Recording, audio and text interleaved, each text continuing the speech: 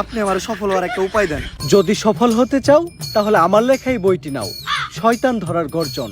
এই বইটি নেওয়ার সাথে সাথেই তোমার জীবনে থাকবে না কোনো অর্জন। আমি কথা দিয়ে কথা রেখেছি, শয়তান আসেনি তো ফিরে। আমি শয়তান তাড়ানো গল্প লিখেছি আমার সারাটি জীবন ধরে। আমি অন্ধকারে মোমবাতি জ্বালিয়েছি, তবুও পাইনি ভূতের খোঁজ। আমি ভূতের অপেক্ষায় ছিলাম, ভূত নিজেই হয়েছিল নিখোঁজ। শয়তান ধরার গর্জন, পৃষ্ঠা নাম্বার চুদলিংপং। বাবা এটা তো মন্ত্র না, ছন্দ কইলেন। মার্কেটে আপাতত ছন্দই চলে। বাবা বইটা একটা আমারও লাগবো, দাম কত এটার? মাত্র 1000 টাকা। ইয়ে 1000 টাকা দিয়ে আর কিনুম?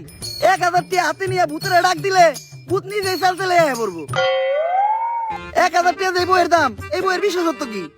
এই বইটা আমি আমার নিজ হাতে লিখেছি। দেখি হাতে এত খারাপ। দেখি এই বইয়ের প্রথম পৃষ্ঠায় কি লেখা?